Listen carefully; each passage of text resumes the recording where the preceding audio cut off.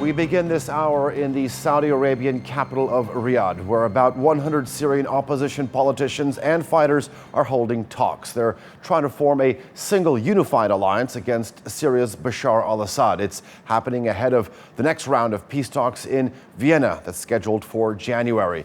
Those talks require a single opposition group to negotiate peace with the Syrian regime. Asha Tanna joins us from Riyadh. Asha, give us a little more about the importance of this gathering.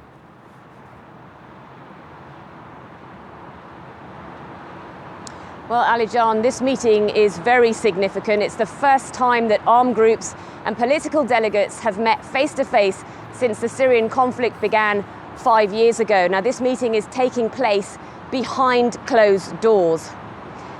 The conflict itself has obviously seen a number of airstrikes, not least from Russia. And by Saudi Arabia hosting this conference here in Riyadh, it is showing that the Syrian opposition have a legitimate cover within Syria. I caught up with the former president of the Syrian National Coalition, and I asked him if he thought airstrikes were helping in the battle against Daesh and in fighting for freedom in Syria. ISIS cannot be defeated without really finding a political solution in Syria, because airstrikes alone cannot destroy ISIS. You need forces on the ground, and these forces has to be Syrian forces. And in order to have a unified front inside Syria, you need to unify the internal front of Syria by finding a just political solution that really answers and achieves the aspirations of the Syrian people. What happens if other powers, such as the coalition forces, Russia, so on, say that actually they need Assad to still be part of the solution? You cannot have a successful policy and successful war against terrorism without treating the root cause of it. Assad has been the root cause of the problem, and you cannot solve it without solving his issue first. Do you have hope for the future of Syria? Always we have hope based on our people, aspiration, and our people also giving to the revolution. The conflict happening in Syria is just one of the issues. The other, of course, is the people of Syria, the humanitarian crisis. How do you feel knowing so many people have left, and for those that still remain?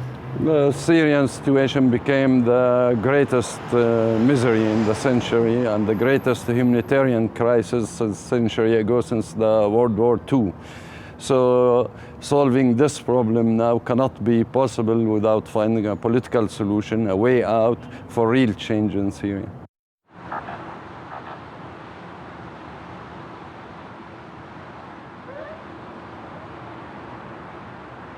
Well, there are 31,000 foreign fighters, according to Saudi Arabia. There are 31,000 foreign fighters, according to Saudi Arabia, who've come from 86 different countries. Now, by Saudi Arabia hosting this important meeting in Riyadh, they are saying they are the sole custodians of the Syrian opposition talks.